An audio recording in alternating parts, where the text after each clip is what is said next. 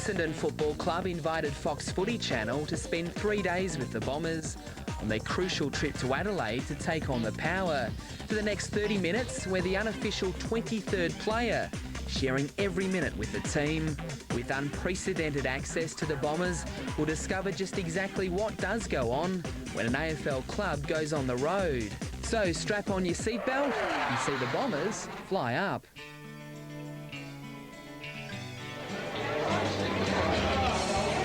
They might have arrived in enemy territory, but there are still some Bomber supporters at the Adelaide airport as the players arrive. And he thinks the Bombers so shocked. Oh, I knew he did. Thank you so much for stopping. You're going to make the husband's fan. Is that right? You are, yeah, he's a huge Bombers fan. We came to see you play in England. As they all wait for their bags, it's a chance to check what's going on in Adelaide or let people at home know they've arrived safely. Quick, everyone slip through, killer! Grab out, thank you! There's no heavy luggage for the players, but for 80, Killer, Friendy and the team, looks like their luggage has taken up nearly half the plane load. I'll get one. Come on, I'll get it. It's straight to Amy's Stadium for the team's final training session, and Sheeds instantly finds some new friends. Come on, what's going on here? Who's the champion? Tell me the champion. Yeah. You are. Yeah. Two. What community are you from? Hamada. Oh, Texas. Hamada? A-M-A-T-A.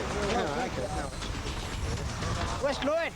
Lloyd? Yeah, I want to shake his hand. I want to meet him. What about my hand? Lloyd and Cody Luther. He's coming. In all the excitement of seeing their heroes, they miss Lloydie as he slips away. They do catch Hurd. The fact Hurd is here is starting to cause quite a stir because he wasn't named in the team because of his hamstring injury. As the players prepare to head out for the session, it's a very relaxed atmosphere. 2 minutes. 2 minutes.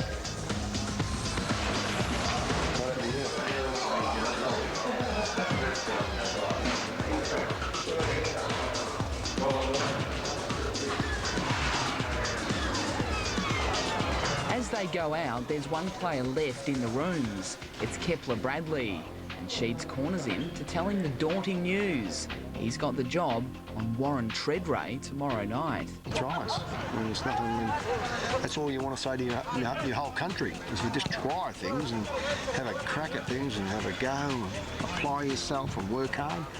All those sorts of things are what Kepler Bradley's about. So he's got ability naturally, but it's one of his strengths. Is he puts a fair bit into his footy and a fair bit into his effort. As the discussion finishes, the players come back in. The mood becomes serious as the main man issues the instructions to his players. As the training session officially gets underway, Sheeds has a date with the Adelaide press. They've all seen Hurd with his teammates, and they're dying to know why. We all like a few games in footy, and James Hurd's out there having a run with the rest of his teammates. That's exciting. Well, it is. He's captain of the club. He's come over the game. It's a very important game for us. How close is he, Luca? It's very close. Even though Hurdy's training, he's definitely not playing. He'd already been on the training track at Windy Hill this morning to test out his hammy, and now he hardly gets out of a walk as he supports his teammates. But Sheeds has left the door open that Hurdy might play, and they all walk right through. Now, we all know, of course, Hurd wasn't named in the Bombers squad, so if he is to play, the club would have to pay a hefty fine. But it makes you wonder, is Kevin Sheedy up to his old tricks? He's not worried about paying fines. Andrew Lovett missed training on Wednesday and was instead at home in bed with tonsillitis. Today, he's restricted to kicking goals and nothing else. But everyone is sure he will play. He'll be all right. He just on the train too hard. There'll be nothing of him left. He walked past me the other day and I didn't even see him. That's pretty thin.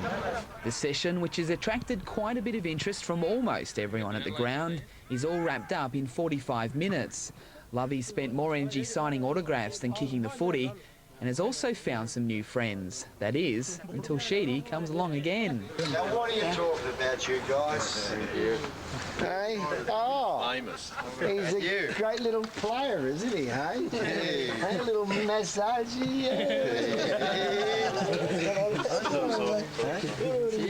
He's from Preston community. Melbourne. Mine. Thank you. What do you want to see if I can spell? Yeah. You don't think I can spell my name? You give me a hard time, won't you, hey? Watch your hand. Oh, baby, yeah, watch your hand. I'm gonna wake up. I've got eyesight too, you know. Yeah. I got good vision. I'll give you a smile, all right? No worries. No worries. You want to get Now, you got to talk Irish if you talk to me. Don't talk that bloody Australian language. I'm Irish, all right? 67. Yeah. We don't want to know your weight or your age. From the ground, it's to the team hotel in the middle of town. And the frenetic pace of the day doesn't stop there. Each player is assigned to their own room, and after a quick freshen up, it's into the all-important team meeting. Sheeds quickly transforms himself from the joker to a senior AFL coach. And you can see the difference with just a very quick glance. This is where a week's worth of planning is conveyed to the playing group by the coaches. It's when the team is finalised, what role each of the 22 players will have, and a reminder of the ramifications of what a win or a loss will have on the team.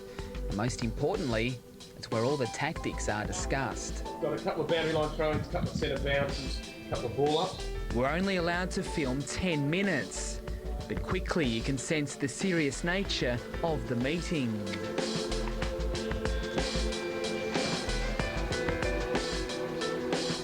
As the meeting continues, on the TV, all the talk is about Hurd. Looks like Sheedy has fooled everyone. Now, Kevin Sheedy is up to his old tricks on the eve of Essendon's clash with Port Adelaide. Meanwhile, Essendon coach Kevin Sheedy has hinted James Hurd could play against Port Adelaide tomorrow night. A spare function room in the hotel is transformed into a multi-purpose base camp for the team. There's all sorts of different food on offer for dinner. The players don't hold back in helping themselves. After dinner, it's the players' time. So we arm Justin Murphy with a camera of his own to find out exactly what's going on. The H2O, Mount Franklin. Hydrating, yeah. Yeah, and we get the old glucose in with the naturals. Nice. Beauty. And yeah, it's half time at the moment, so this is when I call people from home and ask them how they're going. I may as well start doing myself. Oh, there you have it. Get the hanky out, Gary. Second, down the third on the list. No, he's had a bad night. He sat there with a cold bowl of spaghetti for 35 Yeah, how was he meal anyway, Lordy? And then look at him now. Nobody will go near him. What have you done, Matthew? How was your meal, Lordy? Pretty ordinary, man. So, Sheeds, is this your normal match preparation? It's going to start there. I just want to angle in here and find out what you guys call. Plus, I don't want my steel heel to get rusty. Oh, you're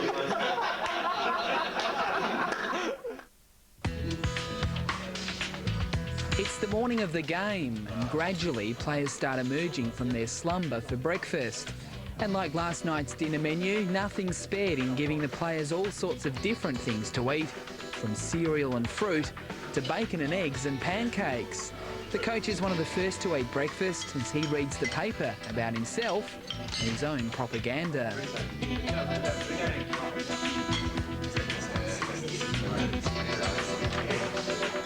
After breakfast, the players have got 6 hours to fill before they head off to the ground.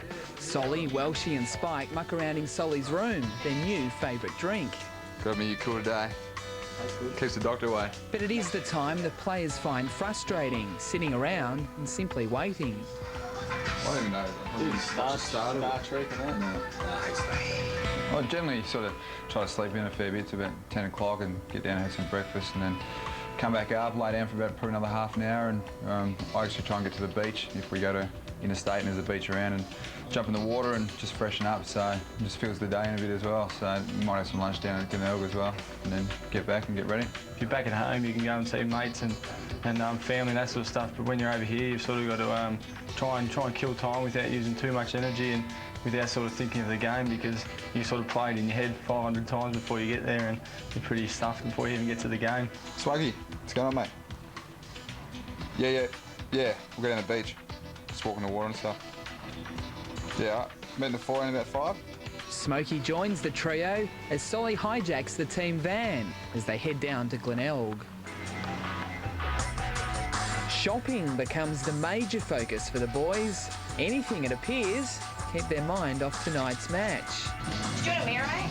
Does he want a mirror? You got 4? You don't want to be thinking about the whole game today. I mean, when it comes closer to the actual start of the match, you'll start thinking about those sort of things. But just now, just relax and just enjoy the day. I think you know about analyse the game and you know, start the nerves a bit earlier than what you probably should, and probably don't, you know, it can affect your game sometimes. In the end, it's just a game of footy and you go and have a bit of fun. They get back just in time for what will be their last meal before the match. As fitness guru, John Quinn makes sure everyone is eating the right things. We choose what we have on meals. I'm probably more concerned when we have a buffet style like this that they eat too much. So I suppose I'm a bit of the food police in that regard. I look to see who goes back 2 or 3 times to have something to eat. And look, you've also got to make sure that they like the food. If it's not that good and they're not eating enough, then they'll tend to wander outside to get their food. After Kepler's finished his lunch, he reflects back to what Sheedy said to him before training yesterday. Just basically said, when you get back to the hotel, get Warren Treadrow's videotape and just see what he does, see where he leads and how he marks the ball and what his best attributes are. So, yeah, I've done that and pretty much studied him up, so just waiting to go tonight. Was it a sleepless night? No, I slept quite good actually. Yeah, I like to stay up as long as I can and then sleep during the day and wake up, have lunch and not have to worry about it. So I've done that and I'm starting to think a little bit about it now. Straight after lunch, most players head back to their rooms for some quiet time before they head to the game. In Lovey's room, well, he's just starting to feel the nerves.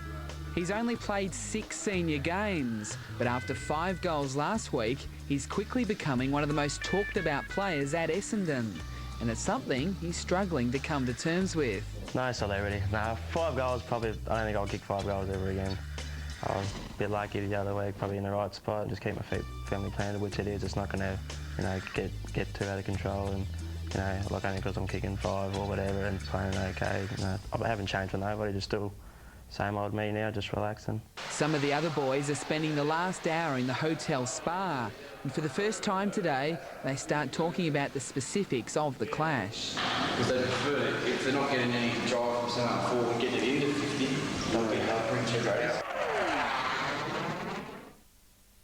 Bobby, what's so special about the summer series of grumpy old men? Every one of the guests is a champion. There's no doubt about that. And what about the host, Bobby? They're betting them unbelievable! Grumpy Old Men, all summer on Fox Footy Channel. What a know-it-all. Man City against... This guy is so boring. I'm the man from Alpha. Oh, shoot. Go hard from the off. Hewitt's highest placing in the French. Semis. Quarters. Quarters. Then what? Hit him with one of Brett Lee's favourite bands. S Club 7. Then ask him how many women NBA's Will Chamberlain betted. He'll say... Who cares? You'll say... Well, your wife, for one. Alpha, the new heavyweight monthly magazine. It's sport and it's personal. Good luck. And it's out now. You ever notice how all the best shows are on at the same time? Sport, Discovery. Sport, Discovery. Fellas. Now you can record 2 shows at once using Foxtel IQ. Sport and the Discovery Channel at the same time. You can even pause and rewind live TV. Can your TV do that? You bet. It's Foxtel IQ, the smartest thing to ever happen to your TV. Sport Discovery. Sport Discovery. Call 131 999 now or visit selected Myer stores. Remember 1987.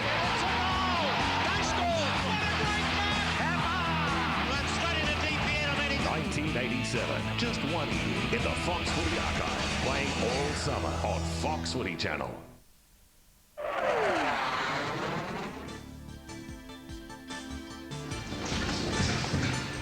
The game is getting close. You can feel the tension.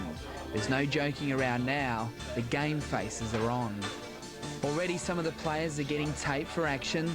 as the focus quickly shifts to the night ahead. The side of the hotel is just near where the cost. And with the last-minute instructions, it's onto the bus as the anticipation builds.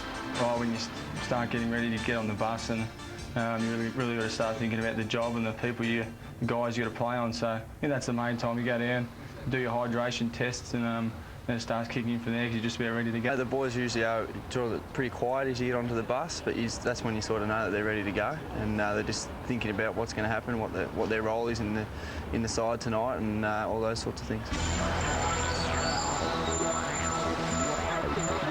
The bus pulls into the same spot as it did yesterday, but this time it's straight to the rooms. The clock's ticking, the battle's close.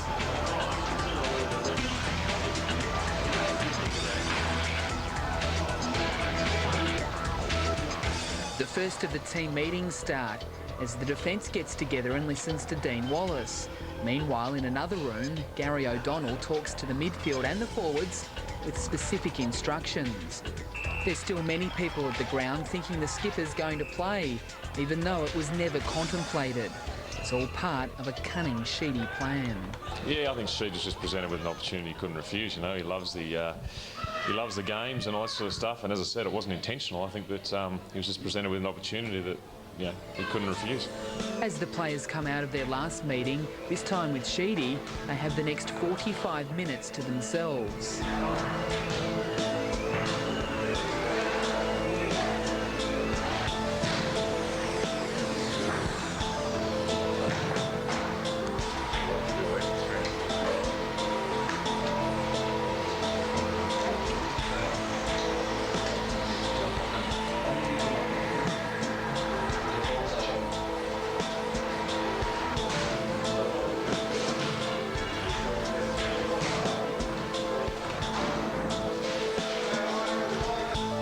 Players prepare, each of the coaches go around and talk to players individually with some last-minute words of advice. Lovey looks nervous as Halves lays down the law. Make sure you get plenty of ball work when you go out there and warm up. Plenty of ball work at ground level. Yeah, to work at ground level. I'll probably start to annoy you a bit more. Right? So you should head down, play footy. I'll get Solomon to go down with you early anyhow. Yep. Doing the things we spoke about on the video. Make sure you find whoever you're playing on, whether it's Wengan, whether it's Walsh, whether it's Kingston, make sure you find their weakness and then you work them over like you have over the last couple of weeks. It's not all about you kicking five today, it's about you creating five. The intensity is building as the warm-up officially starts with Quinny in control. 90 seconds, ready to go.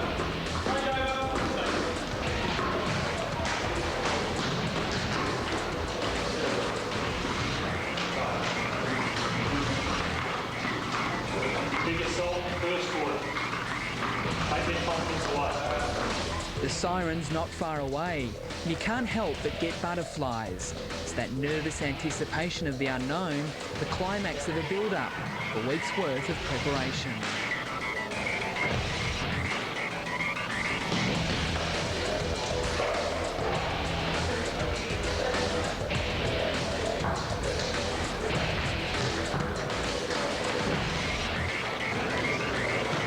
And then it's time, as Lloyd leads them onto the big stage in Saturday night football.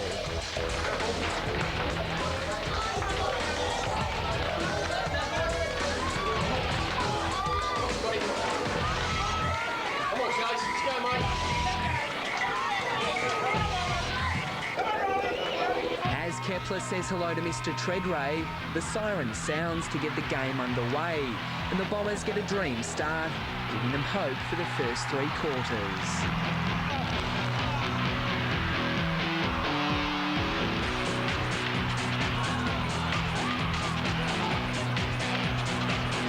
A goal by Nathan Lovett-Murray after the three-quarter time siren gives the Bombers the lead again going into the last quarter, as the dream upset win looks a reality.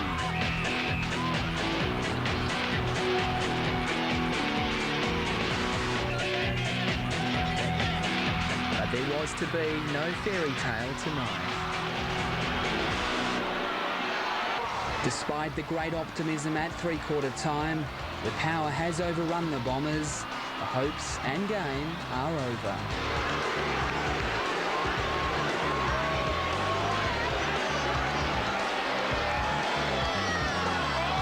It's a long walk up the race for what has quickly become a bleak excursion to Adelaide.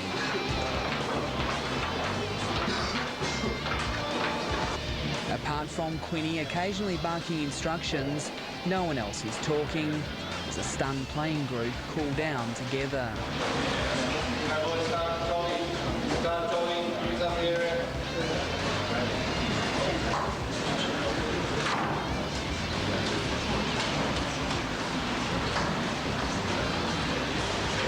The medical team also quietly goes about its business, talking to each player individually, assessing the damage.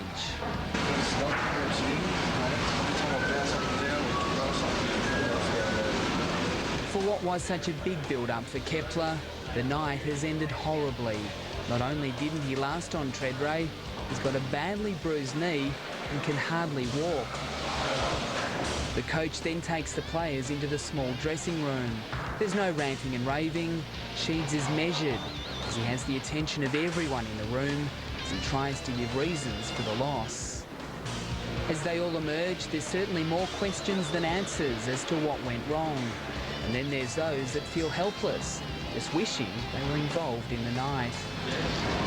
It's then back to the team bus, but the players struggle to work their way through the fans, desperate for an autograph or a photo.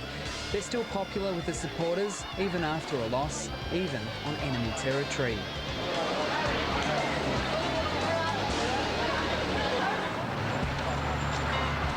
After a half-hour ride, the bus pulls back into the hotel and slowly they emerge. The nervous anticipation of the game when they hopped aboard in the afternoon has been replaced with the numbing feeling of a lost opportunity as they all limp back to the hotel lobby. This time, the Bombers base looks more like a hospital ward. Players either receive treatment or get stuck into their latest serve of pasta. The harsh reality of the loss is starting to sink in as they reflect on what might have been.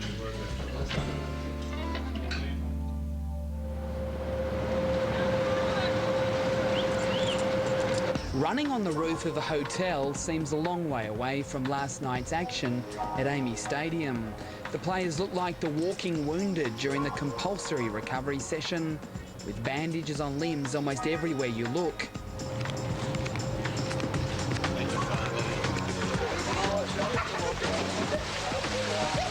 It's noticeable even in the short time since the players arrived for the session that the mood has lifted significantly. It's all part of not dwelling on last night's disappointment, but instead already looking to the next battle. It almost starts as soon as that game ends.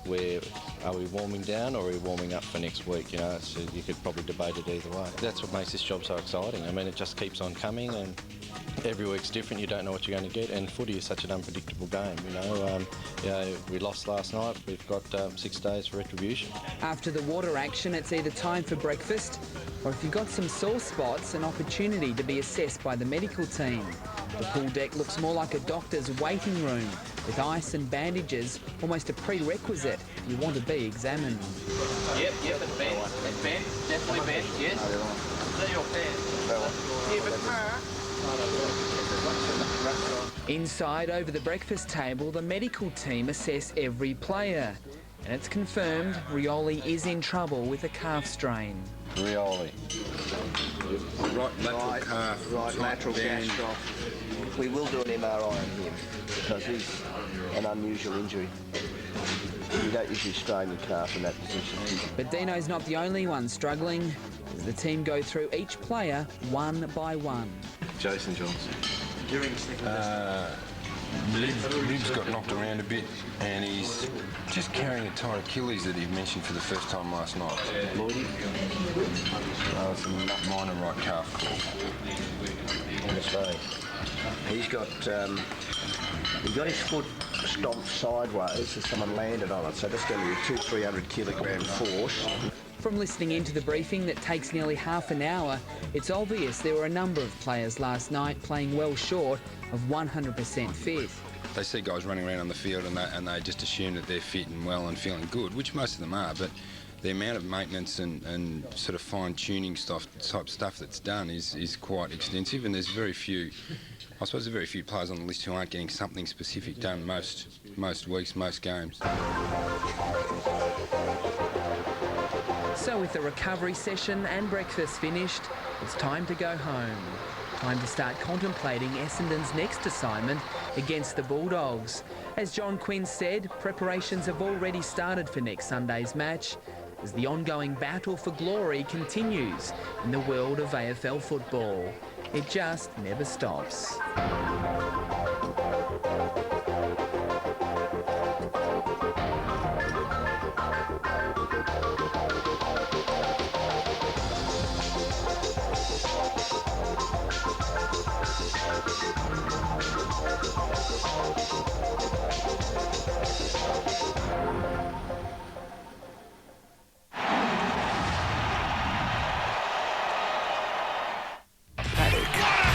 Press red to take digital control.